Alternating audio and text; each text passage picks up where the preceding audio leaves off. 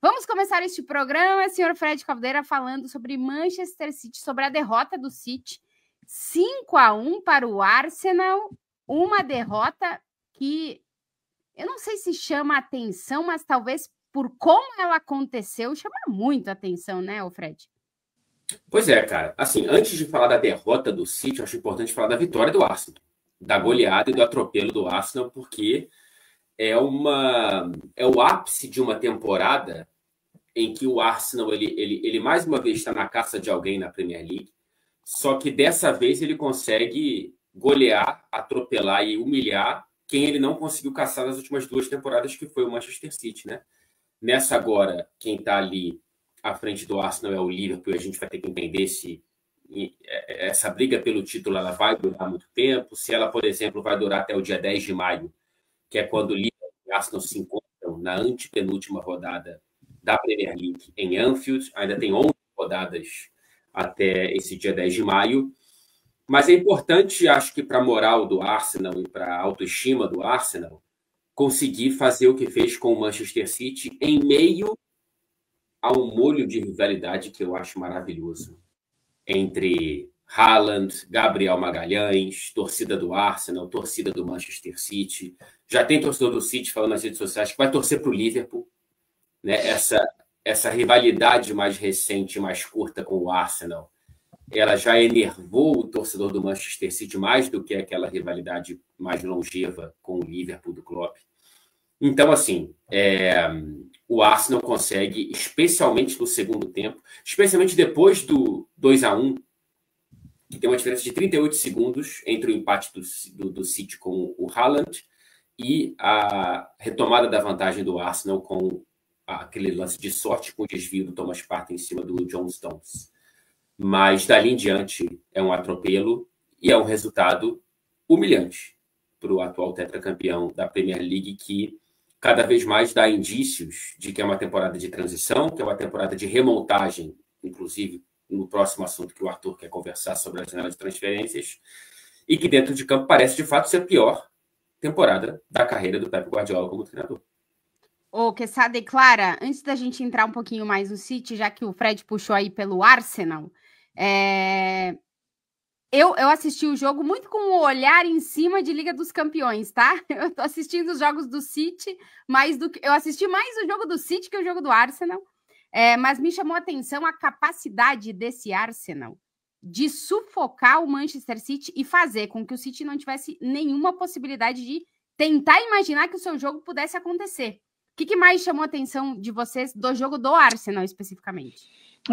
Para mim, assim, a pressão alta foi muito bem feita, mas é muito difícil você desassociar a fase do Manchester City da vitória do Arsenal. Assim. Eu acho que as duas coisas estão interligadas. Eu acho que o Arsenal teria a capacidade de vencer o Manchester City se as coisas até estivessem bem para o Manchester City, mas nesse cenário o resultado é extremamente contaminado com a atuação do próprio Manchester City também, né?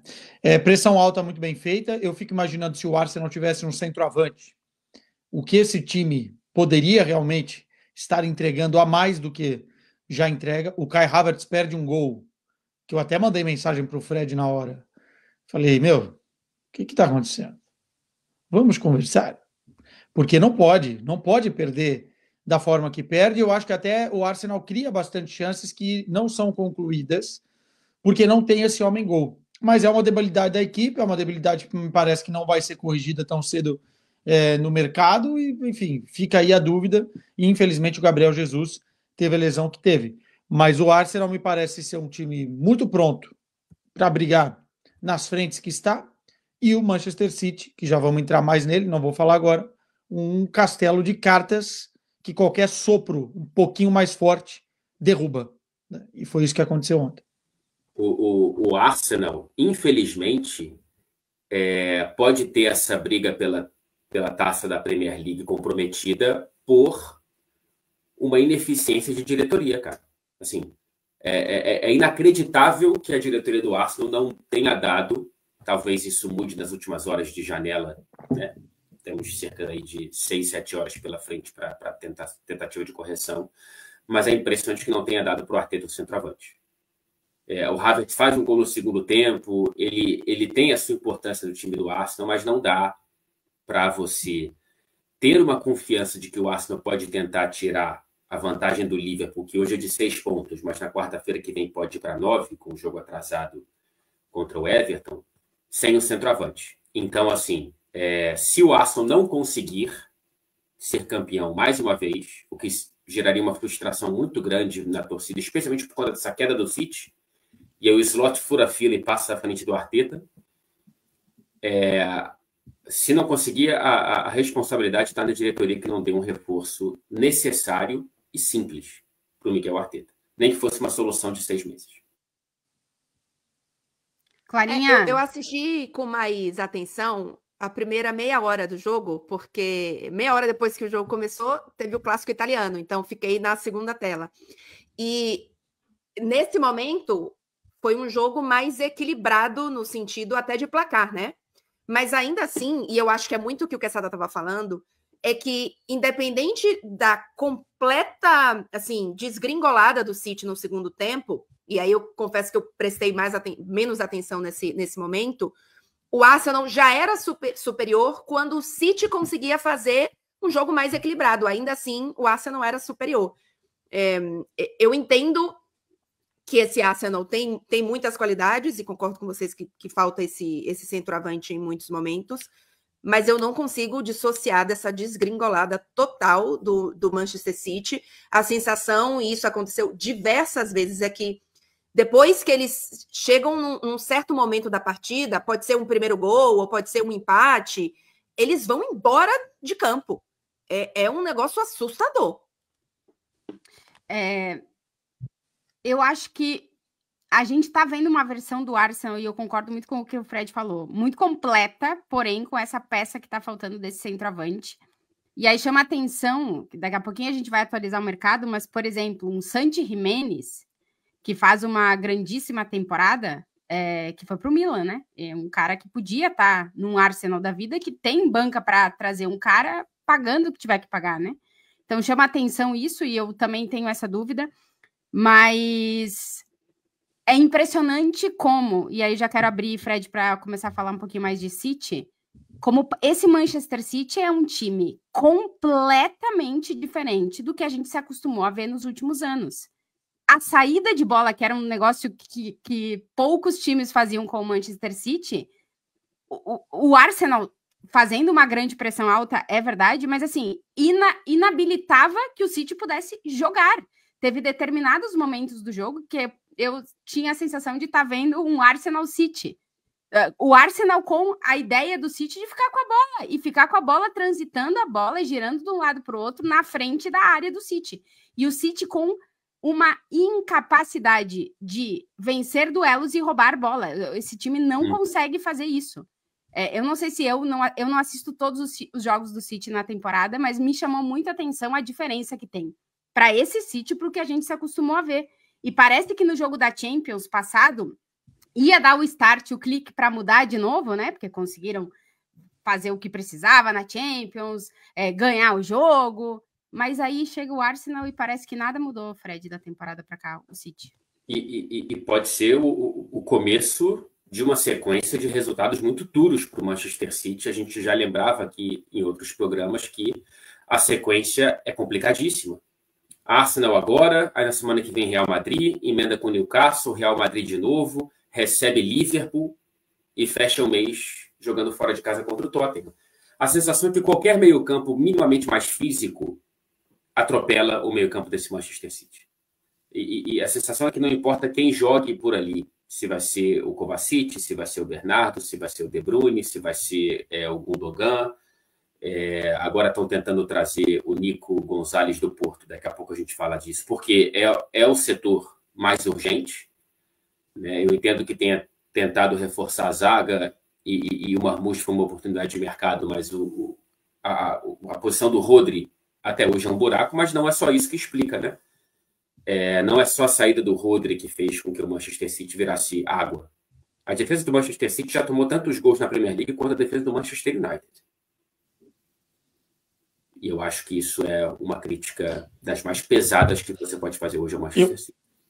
Eu vou dizer Em relação ao Manchester City, eu não desgostei do primeiro tempo, dadas as circunstâncias desse Manchester City. Eu acho que foi até um primeiro tempo de valentia. Não desgostei do início do segundo tempo, só que mentalmente é uma equipe muito frágil, para não dizer destroçada.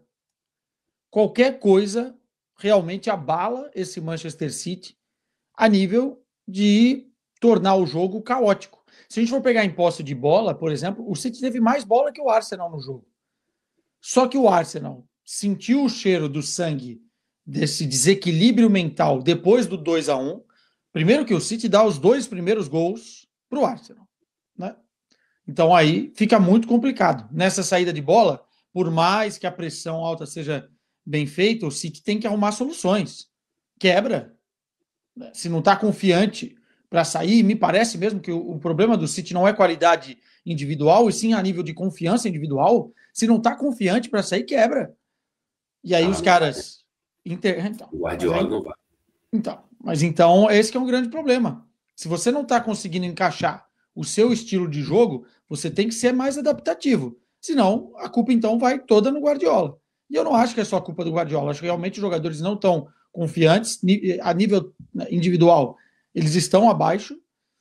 E eu achei que no primeiro tempo conseguiram até encaixar um jogo plausível diante de um adversário forte fora de casa. Empatam o jogo na segunda etapa e no melhor momento que o City pratica o futebol dentro de campo, uma falha novamente, entrega o 2-1 para o Arsenal. E aí, cara, mentalmente o City some, acaba. E o Arsenal consegue fazer um jogo de transição, né? Porque o jogo fica com o City com uma linha alta tentando encontrar um espaço, achar o Haaland de alguma forma, e o Arsenal explorando velocidade, e na velocidade matou o jogo, e matou o jogo num jogo que poderia ter ficado pior ainda. O 5-1 é justíssimo, podia ser mais até. Fala, Clara. E eu acho que isso que o Quesada está falando, isso acontece de forma repetida e em cenários diferentes, né? Porque a gente viu isso na Liga dos Campeões, quando tá vencendo de 3 e toma um empate num contexto diferente do que foi o contexto do PSG, que faz 2 e depois toma a virada com os 4 gols do PSG, quando no jogo contra o PSG, por exemplo, o PSG teve mais posse de bola do que o City. E o City, ainda que não fosse melhor que o PSG quando faz 2-0, caramba, faz 2-0. E depois desgringola, assim como foi em outras partidas. E em contextos diferentes. O Fred falava isso, né? O City proporciona para o seu adversário o seu melhor jogo, né? Óbvio que tem a competência do outro lado. O Arsenal tem a competência que tem. O PSG, obviamente, também tem a sua. Inclusive, foi um momento de virada de chave para o PSG depois do jogo do City. Mas é incrível o quanto que o roteiro, independente do contexto e da forma de jogo, se repete. Uhum. É o City destroçado, né? É um City em frangalhos e a temporada é uma temporada de evitar constrangimentos como o de ontem, sem muito sucesso, e ver se consegue classificação para a próxima Champions enquanto remonta o time no meio da temporada, né? Então, é claro que o City não iria ganhar para sempre todas as edições da Premier League, iria chegar sempre a todas as semifinais de Champions, né? São 7 temporadas seguidas chegando pelo menos nas quartas de final e 4 seguidas ganhando a Premier League. Em algum momento haveria uma queda. Em algum momento haveria uma troca de geração, queda das peças que você talvez tenha segurado por tempo demais, mas aí é muito mais fácil você falar isso depois que vê que deu errado do que naquele momento, né? Assim, quem venderia o Bernardo Silva 2 temporadas atrás, na janela de verão? Eu não sei se eu venderia. Como é que você vende o Walker depois de sempre bem contra os melhores atacantes do mundo nos duelos? Então, assim, há alguns erros de leitura, mas que todo mundo, inclusive eu, vemos com mais claridade nesse momento. Mas a questão é que o que está acontecendo é um fato, né? É uma queda muito grande de um clube que elevou o patamar do próprio futebol e, portanto, da exigência do próprio futebol a um nível jamais antes visto na história do futebol inglês, e que nessa temporada talvez fique fora da Liga dos Campeões. Talvez não chegue nem nas oitavas da Champions atual e nem se classifique para a próxima. Então, acho que é uma queda muito grande, por mais que a queda sempre fosse natural em algum momento. Acho que o tamanho da queda é pior do que algo que já dava para esperar chegar em algum momento. Só um ponto, tá? Que eu acho que a gente vai entrar semana que vem nas prévias de Liga dos Campeões.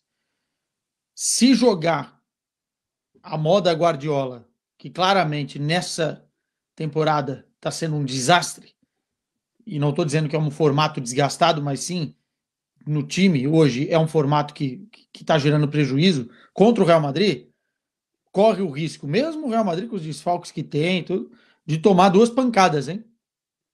Essa velocidade do ataque do Real Madrid.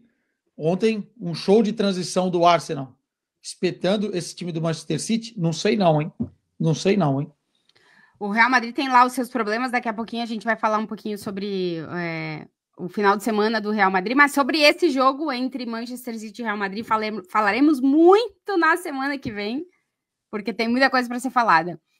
Fred, para encerrar o assunto Manchester City, talvez o mais marcante dessa janela de transferências, eu estou olhando aqui pelos cálculos que eu tenho visto, o Manchester City já gastou 158 milhões de euros, trazendo o Marmoush, que já chegou para o time titular, o Kuzanov, que é um defensor que não foi bem na estreia dele, né, e chegou para... jovem, tem apenas 20 anos, o Vitor Reis, de 19 anos, que chega para ser mais futuro que presente, o Juma, que saiu do Valladolid, o Manchester City pagou a cláusula dele, que também é um garoto de 18 anos, e tem ainda mais gente que pode chegar hoje, né, Fred?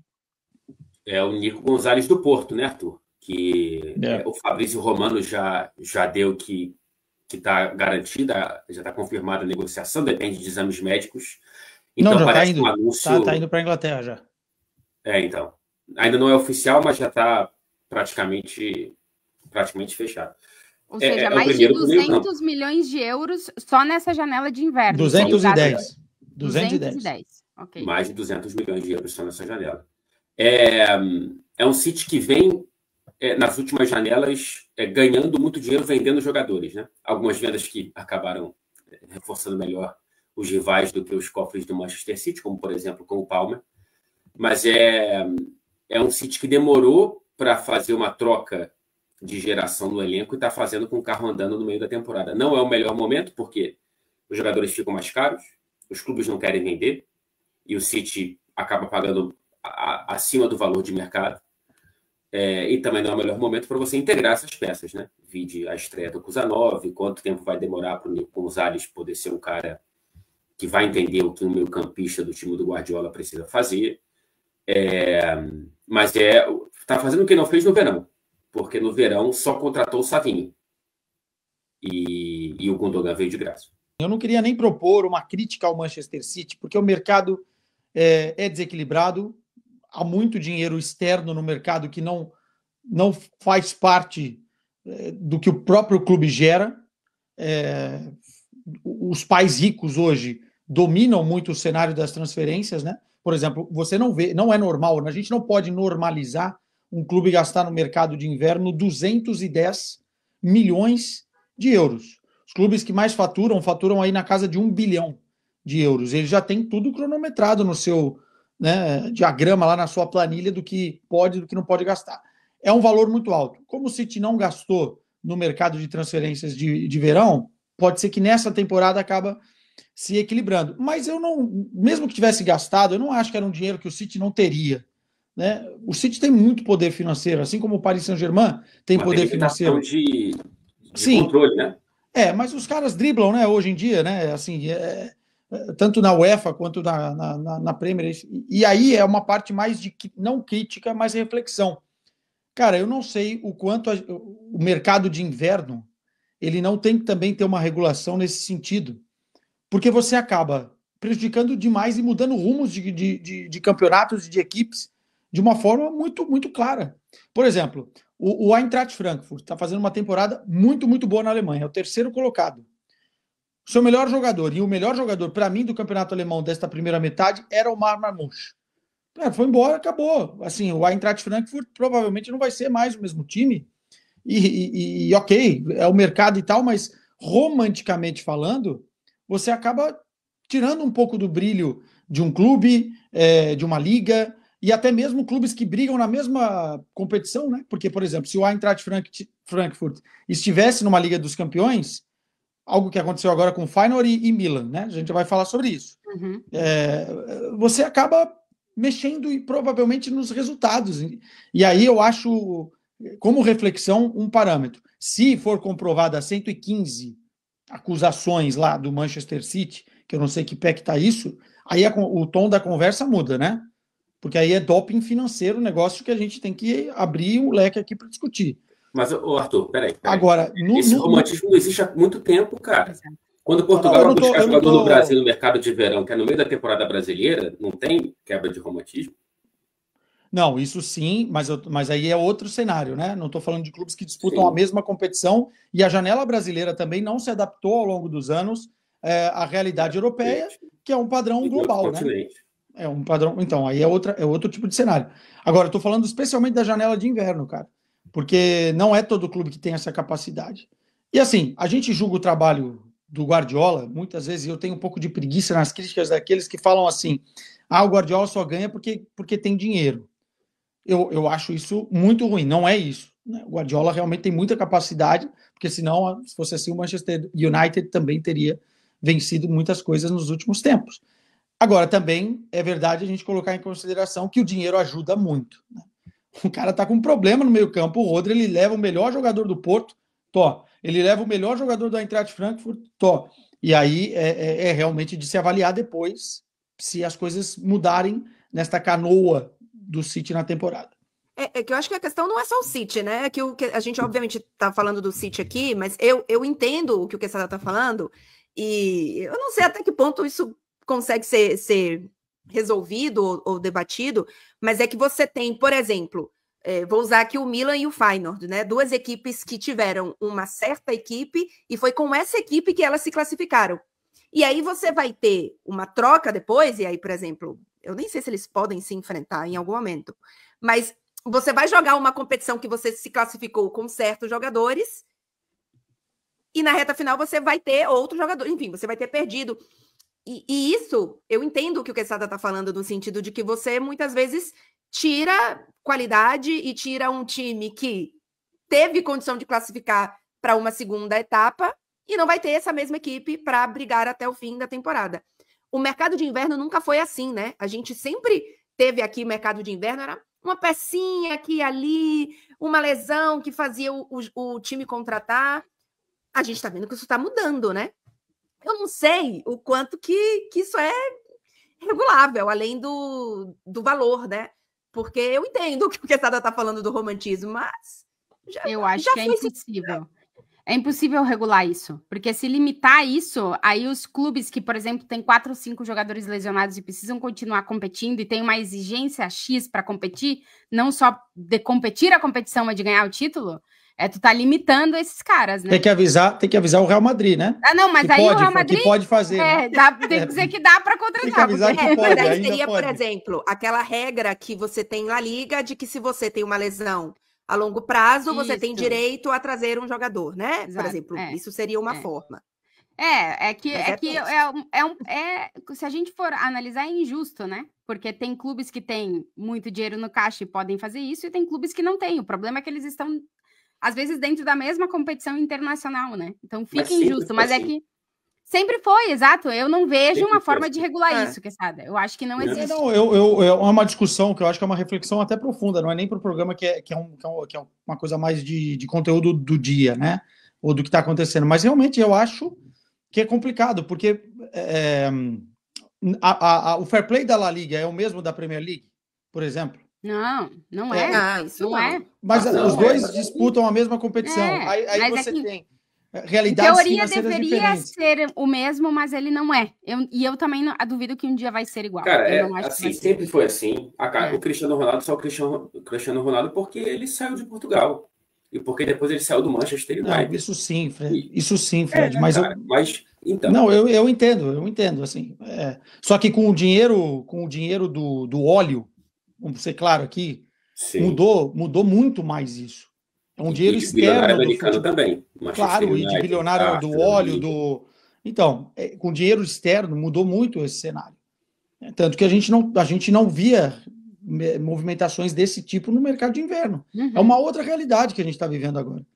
Né? Como dizem os ingleses aí, make no mistake about it. É uma outra realidade, velho. Então, por exemplo, quando o cara tira, quando o Chelsea faz o que fez e tira o Enzo Fernandes do Benfica por 126 milhões de euros no meio da temporada, você vai me permitir, eu não estou dizendo aqui que é injusto, que não está certo, que não cumpriu o fair play, mas romanticamente eu acho ruim, assim, porque você tira o Benfica, que estava voando naquele momento da Liga dos Campeões, podendo chegar até mais longe. O Benfica tirou menos de quem? Sim, o Benfica contratou do River Plate, mas é o que eu estou dizendo, não é no meio do River Plate. Tudo bem, Fred, mas tudo bem. Aí você está comparando dois continentes diferentes de equipes que não jogam a mesma competição. Não. Eu falei isso. Mas é o mesmo mercado, Quesada. Não tem como fugir disso. O mercado é igual, entendeu? Se um tira do outro, o outro tira do um, e assim vai um e vai enfraquecendo o outro. Mas o problema com metade de temporada... Esse é o problema. É que eu não sei como limitar, porque não existe. aí... Não existe isso. Vai proibir? Vai quebrar? Agora nós vamos ter agora. Daqui a pouco vai chegar. Jimenez vai jogar pelo Milan contra o Feyenoord. Ó,